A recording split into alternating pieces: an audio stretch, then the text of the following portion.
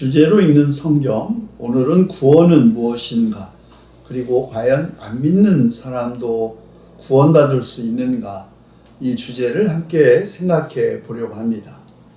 우리말 구원은 건질구 그리고 당길원 단어로 구성되어 있죠. 그래서 위험이나 어려움에 빠진 사람을 건져내는 것을 의미합니다.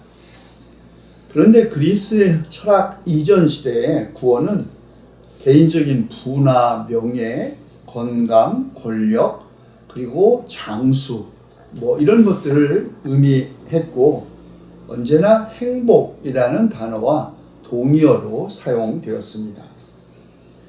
고대 그리스 철학자인 데모크리토스는 인간의 어떤 개인적 구원 경험을 그의 영적인 태도와 관련시켜 이해했지만, 그 당시의 구원은 단지 개인적이고 영적인 태도만이 아니라 정치적이고 법적인 의미의 구원도 있었습니다. 플라톤은 구원을 국가 안에서 법이 타당하게 적용되는 것으로 이해했고, 그리스에서 널리 퍼져 있었던 지배자 숭배 전통에서는 제국, 곧 나라의 구원과 동일시하였습니다. 로마 제국 시대 이후 구원은 특별히 키케로라는 철학자에 의하면 가정과 국가의 질서와 번영으로 이해되었습니다. 이런 질서와 번영으로 이해된 구원은 17, 18세기 이후에도 국가적 목적으로서의 보편적 행복으로도 이해되었습니다. 종교마다 또 구원에 대한 이해도 좀씩 다릅니다. 부족 종교는 구원을 인간의 물질적 행복으로 이해했고, 그리스의 신비주의 전통에서는 신과의 어떤 합의를 구원으로, 또 유교나 도교에서는 성인이 되는 것으로 이해했죠.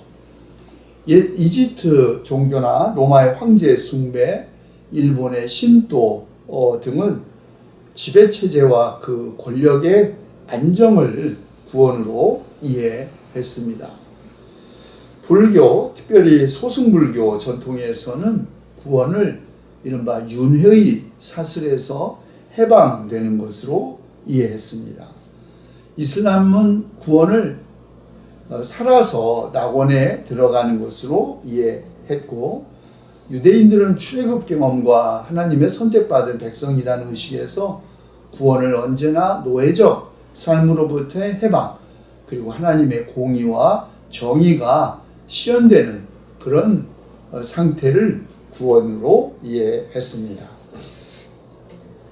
그런데 인도 게르만어의 어원을 두고 있는 구원, 고티거로 하일스라고 하는데요. 원래 이 구원은 총체적인 그리고 온전함이라는 뜻을 가지고 있습니다.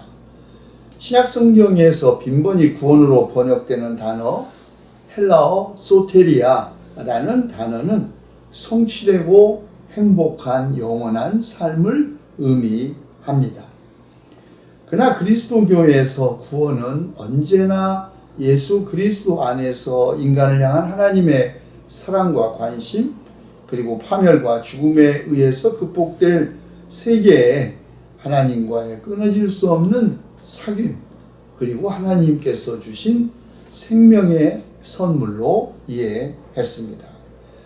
그래서 흔히들 사람들은 구약 성경에서의 구원은 매우 물질적이고 현세적인 반면에 신약 성경에서 말하는 구원은 영적이고 또 내적인 구원에 초점이 있다, 이렇게 말하지만 사실은 그렇지 않습니다. 구약 성경에 나오는 구원의 원형은 출애굽과 갈대바다에서의 이스라엘의 승리, 그리고 땅의 분배에 있었죠. 또 포로기 이후에는 물론 구원이 개인적이고 집단적인 경험으로 이해되기도 했습니다.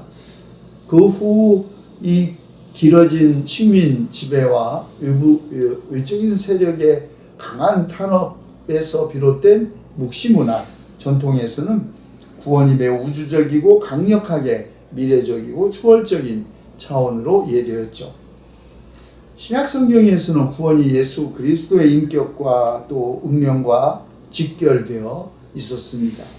우리가 아는 예수라는 이름 자체가 야훼께서 속량하신다는 의미를 가지고 있기 때문입니다. 그 외에도 구원이라는 단어 외에도 하나님의 나라 혹은 생명, 요한복음, 또 사도 바울은 정의와 자유와 화해를 구원이라는 단어를 대체하는 표현으로 사용하고 있습니다. 예수 그리스도 안에서 하나님은 자신의 창조 세계를 다시 받아들이고 그 모든 악마적 세력으로부터 그의 피조물을 해방하시죠. 그러므로 하나님의 구원 의지는 당한 인간에게만이 아니라 하나님의 모든 창조 세계에도 적용되는 것입니다. 그러나 특별히 인간에게 적용된 구원은 병과 또 적과 죽음의 파도로부터의 구출로 경험됩니다. 그 수많은 예수님의 치유 이야기, 또 특별히 예수님의 몸의 부활 사건은 구원을 단지 영적이고 정신적인 사건으로만 축소하는 것에 반대합니다. 그러므로 구원은 언제나 이미와 아직 아닌 사이의 긴장관계 속에 있다고 하겠습니다. 특별히 교회 안에서는 세례와 성만찬이 구원 경험의 1차적인 장소가 됩니다. 교회의 2000년 동안의 역사 속에서도 구원은 서로 다른 강조점을 가지고 이해되어 왔습니다. 고대 교회에서 중세 교회까지 구원은 보편적인 우주적 속량, 죄의 세력으로부터의 해방으로 이해되었습니다. 그러다가 16세기 유럽의 종교개혁 시기에는 구원을 위한 인간 편에서의 모든 노력이 배제되고 오직 은혜, 오직 믿음이 강조되었죠. 밖에서부터 주어지는 주님의 말씀, 그리스도를 통해서 맺어진 하나님과의 관계를 새롭게 하는 말씀에 구원이 달려 있었던 것입니다. 그래서 구원은 개인화되었고 특히 마틴 루터의 두 왕국론은 구원의 정치적, 사회적 측면을 뒷전으로 밀려나게 했습니다. 계몽주의 시대에도 구원의 내재적인 실현에 관심을 가졌다가 20세기에 들어서 두 차례의 전쟁을 겪은 후 인류는 구원의 의미에 화해의 의미를 부각시키기 시작했습니다.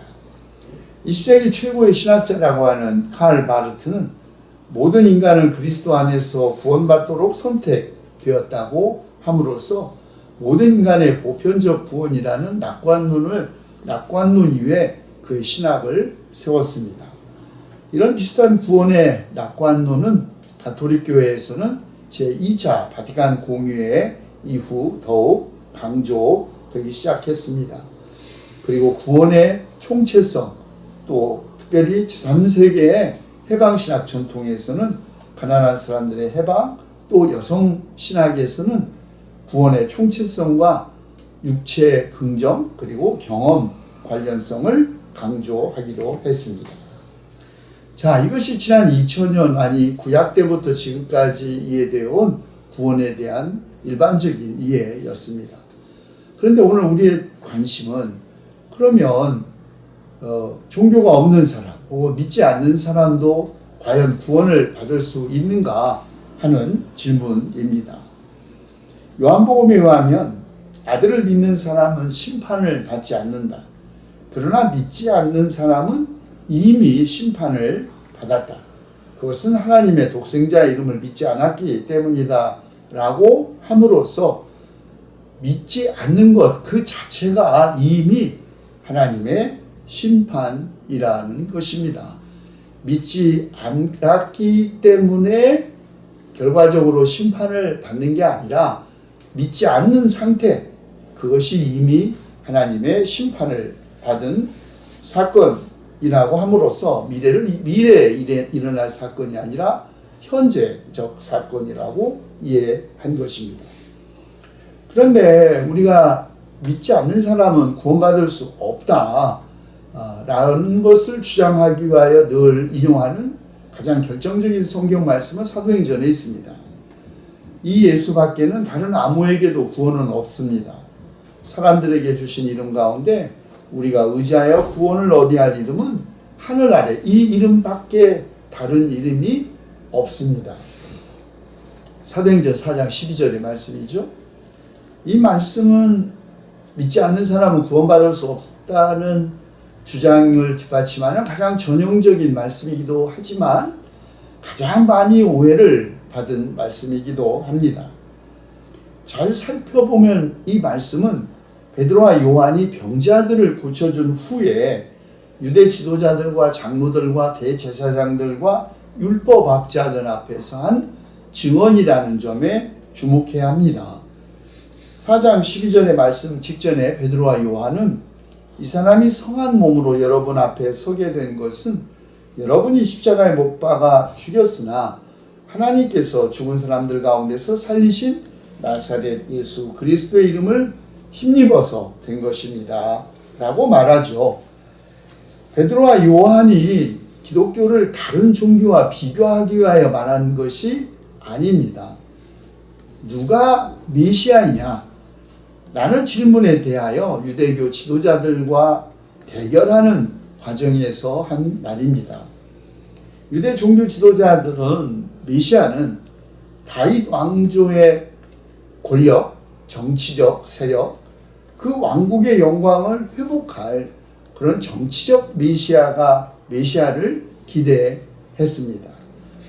그에 반하여 베드로는 그런 이스라엘의 국가적 영광을 회복할 정치적 메시아가 아니라 십자가에서 달려 죽으신 예수께서 바로 그리스도이고 바로 이 예수라는 이름 외에는 사람들을 치유할 수 없다는, 구원할 수 없다는 의미에서 말한 것입니다.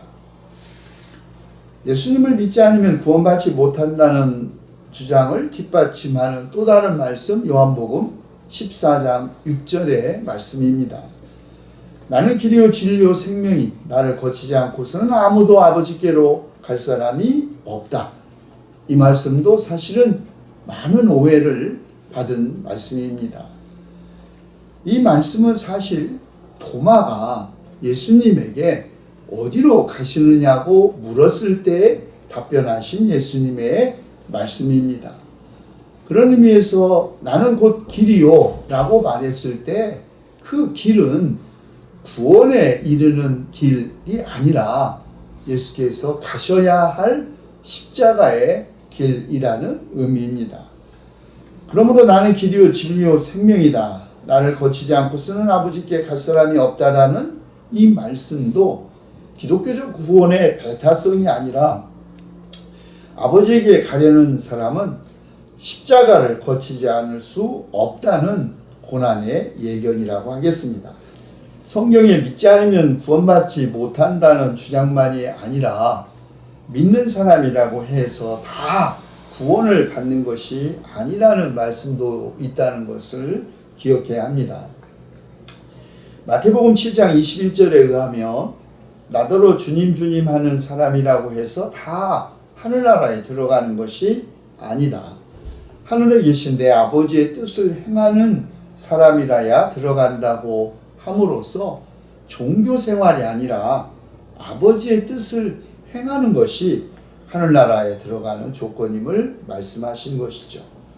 게다가 이 하늘나라에 들어가는 문은 너무 좁고 그 길이 비좁아서 그것을 찾는 사람이 적다고 합니다. 자, 그런데 사도 바울은 두 가지 기준을 제시합니다. 유대인에게는 그 율법이 기준이었다면 이방인에게는 양심이 그 기준이라는 것이죠. 로마서 2장 6절부터 15절까지의 말씀을 살펴볼 필요가 있습니다. 율법을 가지지 않은 이방 사람이 사람의 본성을 따라 율법이 명하는 바를 행하면 그들은 율법을 가지고 있지 않아도 자기 자신이 자기에게 율법입니다. 그런 사람은 율법이 요구하는 일이 자기의 마음에 적혀 있음을 드러내 보입니다. 그들의 양심도 이 사실을 증언합니다. 하나님께서는 사람을 차별함이 없이 대하시기 때문입니다. 자, 그렇다면 믿지 않는 사람은 구원받지 못하는가? 이 질문의 답 분명하죠. 구원은 전적으로 하나님 자신의 선택이시니 우리의 인간적 기준으로 과연 누가 구원을 받을 수 있고 구원받을 수 없다고 주장할 수 없다는 것입니다. 다만 율법이 있는 사람, 다시 말해 각자의 종교를 가지고 있는 사람은 바로 그가 믿는 종교에 의해서 판단될 것이고, 율법이 없는 사람, 곧 종교가 없는 사람은 그의 양심에 의해 판단될 것이지만, 우리가 믿는 하나님은 모든 사람 차별 없이 대하시고 모든 사람이 구원에 이르시기를 바라신다는 것이 사도 바울이 우리에게 주는 답입니다.